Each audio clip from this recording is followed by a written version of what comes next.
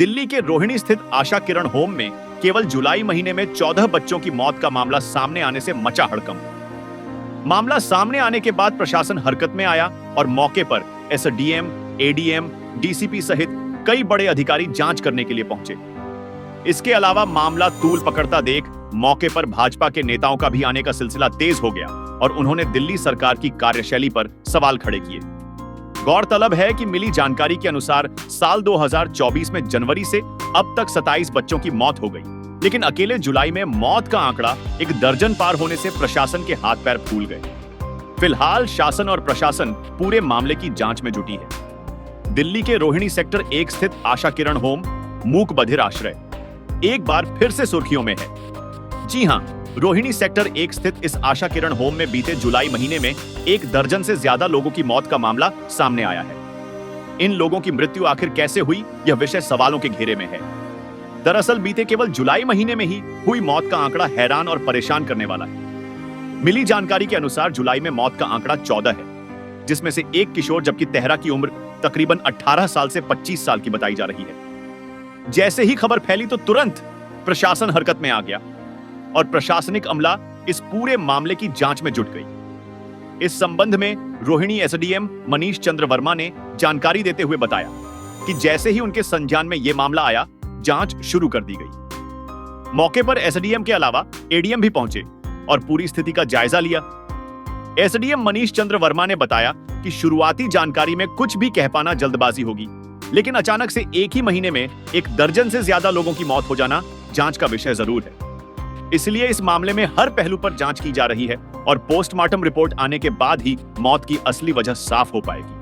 की रिपोर्ट्स में लिखा है कि मैल न्यूट्रिशन तक हुआ है। 2 लड़कियां हैं, गीता और श्रुति, उनकी फाइल्स में साफ लिखा हुआ है कि मैल न्यूट्रिशन की वो शिकार थी। यहाँ तक कि जब डॉक्टर से बात करी गई है तो उन्होंने बताया है कि 30% लोग, जो 1000 लोग यहाँ रह रहे हैं, उनमें से 30% के करीब लोग मैल न्यूट्रिशन के शिकार हैं। उनकी BMI 18 से कम है। 20% को अलग अलग तरीके की स्किन डिजीजेस हैं। अंदर जब मैं गई, एक छोटे कमरे में 46 महिलाओं को रखा हुआ है। बिस्तर एक भी नहीं है और उनको नीचे बिना किसी गद्दे के सुलाया जाता है। हालात ये हैं कि अगर वो 46 लड़कियां लेट जाए तो बिल्कुल एक के ऊपर एक सोएंगी, तब जाके वो सो पाएंगे। ये हाल हो रखा है। उनमें से 2 लड़कियां जो मरी हैं, पुष्पा और गीता, दोनों लड़कियों को बेड सोर्स थे। उनकी जो फाइल पढ़ी है मैंने, उसमें साफ डॉक्टर ने लिखा हुआ है कि ये पर्सनल हाइजीन किसके नेग्लिजेंस से हो रहा है, क्यों ये नेग्लिजेंस हुई, बेड सोर्स होने का क्या मतलब है। ये हालात हो रखे हैं। इतनी गर्मी अंदर इंसान खड़ा नहीं हो पा रहा। जो एडमिनिस्ट्रेटिव ऑफिस है वहाँ पे AC लगा हुआ है, लेकिन जहाँ लड़कियों को रखा हुआ है और 200-300 लड़कियां यहाँ पे हैं, महिलाएं हैं यहाँ पे, उनके लिए एक भी AC नहीं लगा हुआ।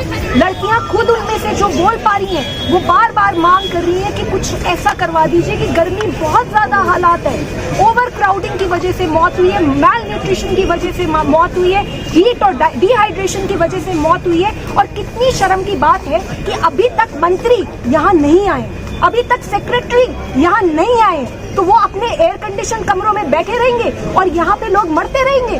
कितनी शर्म की बात है। मेरे हिसाब से तुरंत FIR होनी चाहिए। ये जितने भी लोग इन्वॉल्व हैं, जिनके भ्रष्टाचार के चलते, जिनकी लापरवाही के चलते आज ये मौतें हुई हैं, इन सब के ऊपर सख्त से सख्त कार्रवाई होनी चाहिए। मैं एक रिपोर्ट बना रही हूँ और मैं ये मुद्दा पार्लियामेंट में जरूर उठाऊँ। जी बिल्कुल, मंत्री तो इमीडिएटली होने ही चाहिए। और जो मंत्री बैठकर AC के कमरों में प्रेस कॉन्फ्रेंस कर रहे हैं, उनका फर्ज नहीं बनता कि वो आके यहाँ पे हालात देखें। जरा आके देखिए अंदर क्या हाल है। जमीन पे पड़े हैं लोग। ये कोई तरीके हैं? आप मेंटली चैलेंज, स्पेशली एबल्ड लोगों को इस तरीके से ट्रीट करेंगे? 2 साल पहले मैं आई थी यहाँ पे, मैंने इंस्पेक्शन किया था, मैंने सरकार को एक बहुत डैमिंग रिपोर्ट दी थी, क्योंकि तब भी ऐसे ही हालत थे और इतना बुरा हाल था, इतनी बदबू थी। आज भी यहाँ पे वही बदबू है। तो मैं ये जानना चाहती हूँ कि ये जो सरकार के मंत्री हैं और अफसर हैं, ये कमरों में बैठकर अपने एयर कंडीशन रूम में बैठ के प्रेस कॉन्फ्रेंस कर रहे हैं, इंक्वायरी ऑर्डर कर रहे हैं। अरे इंक्वायरी तो हर बार होती है, इनके ऊपर कौन इंक्वायरी करेगा? एफआईआर में इन सब लोगों का नाम होना चाहिए और इनके ऊपर अच्छे से इन्वेस्टिगेशन होना चाहिए। उस समय भी एक इंक्वायरी ऑर्डर कर दी गई थी, कुछ थोड़े बहुत बदलाव करे गए थे, लेकिन आज हालात देख लीजिए। 1000 लोग रहते हैं यहाँ पे और साइकियाट्रिस्ट एक है जो 3 दिन में, हफ्ते में 3 दिन के लिए आता है। एक भी काउंसलर नहीं है यहाँ पे। कितनी वैकेंसीज हैं यहाँ पे, कौन जिम्मेदारी लेगा? 8 महिलाएं मरी हैं। ये वो महिलाएं हैं जो इतनी पीड़ित थीं और इनको बचाया जा सकता था। सीधे सीधे सरकार की जिम्मेदारी बनती है और मुझे बहुत शर्म आ रही है। एज एन MP फ्रॉम Delhi, I feel ashamed at this condition. I am going to raise it in the parliament. इसके रिगार्डिंग ऑनरेबल चेयरपर्सन NCW और ऑनरेबल MP मैम जो है विज़िट किया उन्होंने, और जो भी पुलिस पार्ट से जो भी कुछ बनेगा अकॉर्डिंगली लीगल एक्शन जो भी लिया जाएगा तो उसके रिगार्डिंग मैं अपडेट कर दूंगा। बट इसमें जो 176 CRPC जो 196 BNSS की कार्रवाई है वो ऑलरेडी हमने की हुई है, जो इसमें प्रोसीजर जो फॉलो होता है। तो ये कितने बच्चे होंगे सर अंदर जो अभी इस टाइम पे? इस टाइम मैं अभी एग्जैक्ट आपको वो रिकॉर्ड नहीं दे पाऊँगा क्योंकि वी हैव टू चेक और इनसे वो डिटेल लेनी पड़ेगी। क्या उनकी फैमिली से कोई कांटेक्ट हुआ है? कोई फैमिली है जो डेथ हुई है जिन लोगों? इसके रिगार्डिंग देखिए आपको बेटर जो है जो एडमिनिस्ट्रेटर यहाँ के वो बता सकते हैं, क्योंकि ये जो प्लेस है it is meant for the destitute and intellectually जो डिसेबल्ड होते हैं उनके लिए है। तो जो डिटेल जो इंटरनल जो इनकी एडमिनिस्ट्रेटिव सेटअप क्या है या कितना स्टाफ है उसके रिगार्डिंग आपको इनके एडमिनिस्ट्रेटर जो है वो बेहतर अभी जो हमारा जो प्रोसीजर होता है जिसमें कि जो मजिस्ट्रियल इंक्वेस्ट का प्रोसीजर होता है जो पुलिस के द्वारा वो ऑलरेडी कंडक्ट जो जितने भी केसेस हैं उसमें हो चुका है, और उसमें जो भी कोई with respect to medical report या पोस्टमार्टम या फोरेंसिक की जो भी रिपोर्ट आती है अकॉर्डिंगली जो भी मजिस्ट्रियल इंक्वायरी में सामने आता है, जो भी हमें डायरेक्शंस मिलती हैं from the magistrate side we take action accordingly. In 196 जो BNSS है, 176 CRPC की जो होती है वो इंक्वेस्ट प्रोसीडिंग्स वो इन केसेस में वो कंडक्ट की जाती है। इन सभी 14 की पोस्टमार्टम रिपोर्ट आ गई, उसमें क्या कहा गया? उसके रिगार्डिंग अभी मैं आपको अपडेट नहीं कर पाऊँगा, I have to check that. But हमारे पार्ट पे जो मैंने आपको बताया कि ये प्रोसीजर फॉलो होता है, कभी भी कोई कस्टोडियल या इस तरीके से कोई अननेचुरल डेथ के जो केसेस होते हैं जो ऐसे शेल्टर होम्स में पाए जाते हैं वो ऑलरेडी प्रोसीजर फॉलो हो चुका है। सर जिनकी डेथ हुई उनकी सर एज क्या होगी सर? डिफरेंट एज है, कुछ मेजर्स है और कुछ माइनर है। मैं मनीष चंद्र वर्मा, SDM रोहिणी। इस बारे में अब मुझे भी जानकारी जैसे ही हासिल हुई तो मैंने इस बारे में तहकीकात पहले टेलीफोन के द्वारा किया उनसे, फिर आज मैंने पर्सनली विजिट करके भी देखा। तो इसमें कोई संदेह नहीं है कि संख्या एकाएक बढ़ गई इसी महीने के अंदर, जुलाई महीने में। तो डिटेल जानकारी जब मैंने उनसे लिया तो ये पता लगा कि उसमें 14 मृत्यु हुई है उनके इनमेट्स की जुलाई के महीने में, और उनमें से 13 जो है वो एडल्ट हैं और 1 माइनर है। और उनमें से भी 14 में से जो 4 या 5 थे वो पहले से हॉस्पिटलाइज थे, उनका इलाज चल रहा था अम्बेडकर हॉस्पिटल के अंदर। तो वो इलाज के दौरान फिर जुलाई महीने में उनकी मृत्यु हो गई है।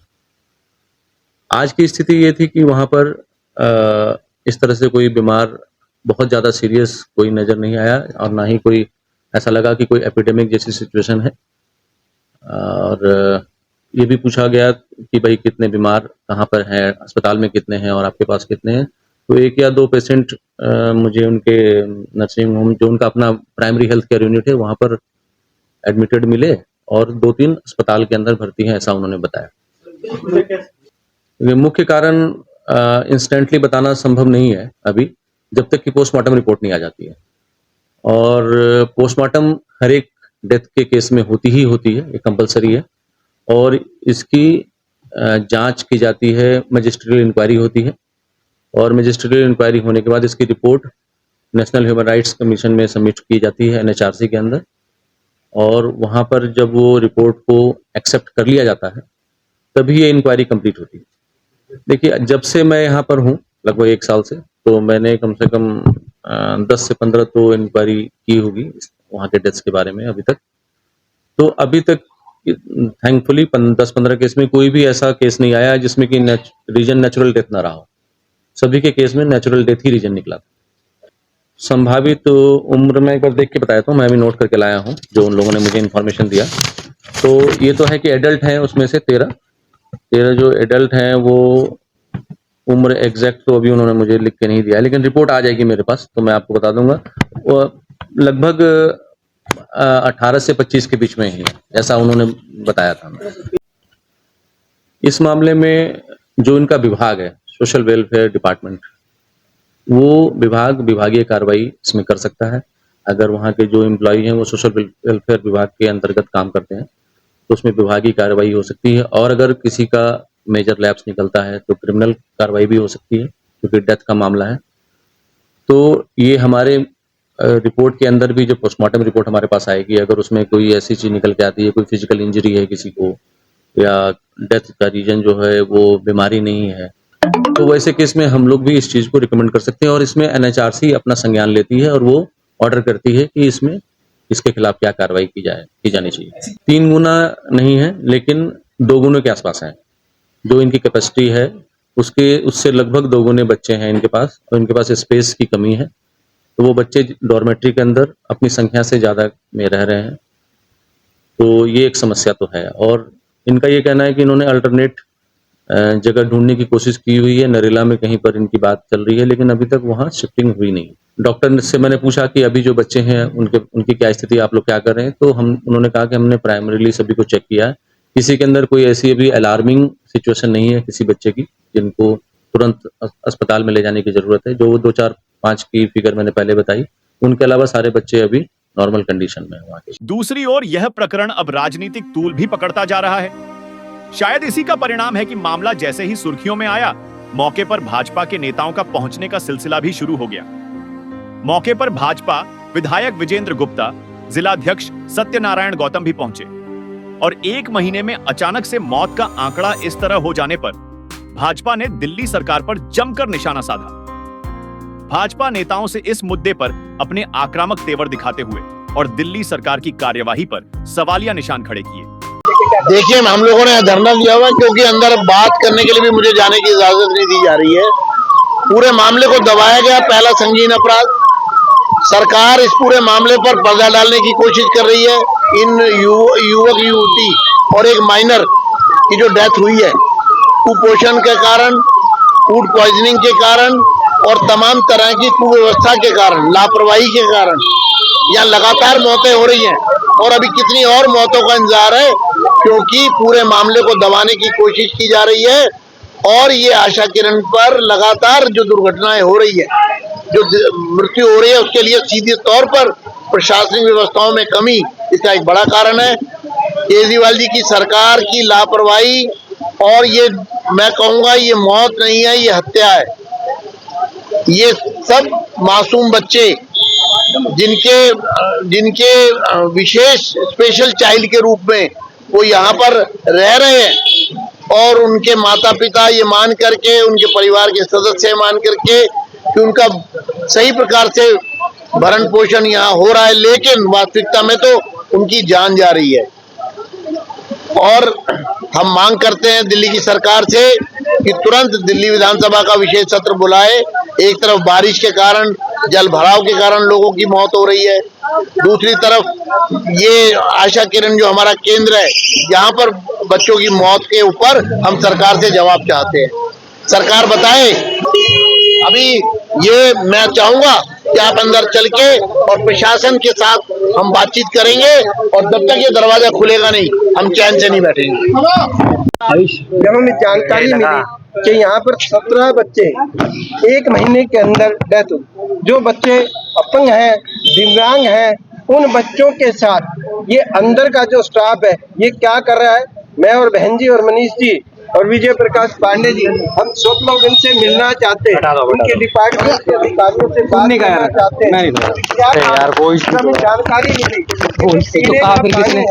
जो सोच जब से नल आना चाहिए वो नहीं आ रहा, टैंकर के माध्यम से यहाँ पानी पहले डिसाइड कर लो एरिया है, तीसरे होने के एरिया के अंदर पानी की व्यवस्था सुचारू रूप से हमारा यहाँ पर जल संयंत्र है दरपुर, लेकिन फिर भी पानी यहाँ पर टैंकर के माध्यम से पानी आता है, जिससे डायरिया के कारण जो बच्चे मर रहे हैं। इस प्रकार का जो दिल्ली सरकार का रवैया है, जो भगवान ने तो उन बच्चों के साथ जो किया, लेकिन सरकार क्या कर रही है, सरकार को जवाब देना पड़ेगा। नहीं तो हम यहाँ बैठे हैं, जब तक ये अधिकारी नहीं मिलेंगे हमसे तो हम जाने वाले नहीं हैं। हमने बहन जी ने और हमने प्रयास किया, दरवाजे को क्या अंदर एसडीएम भी जानकारी मिली कि अंदर एसडीएम भी है, अधिकारी भी हैं, सब अधिकारी हैं। आप ऊपर से अपने कैमरे के माध्यम से देख सकते हैं कि कितना स्टाफ है, लेकिन वो मिलने नहीं दे रहे, क्योंकि उसके अंदर कहीं ना कहीं सरकार की नीयत खराब है। वो नीयत इसलिए खराब है कि जो बच्चों के साथ दुर्व्यवहार कर रहे हैं वो मिलना नहीं चाह रहा। अगर अंदर जाएंगे तो बच्चे हमें बताएंगे कि हमारे साथ किस प्रकार का व्यवहार हो रहा है। ये है दिल्ली सरकार का दोहरी नीति, और इसकी कैपेसिटी जो है वो 500 बच्चों की है।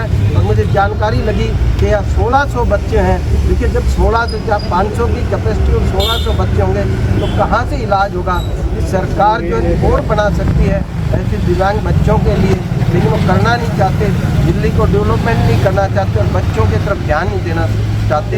ये है दिल्ली सरकार का रवैया। हमसे जुड़े रहने के लिए हमारे YouTube चैनल को सब्सक्राइब करें और नई वीडियो की नोटिफिकेशन के लिए बेल आइकॉन को दबाएं। अगर आप ये वीडियो Facebook पर देख रहे हैं तो लाइक जरूर करें और ज्यादा से ज्यादा शेयर करें। धन्यवाद।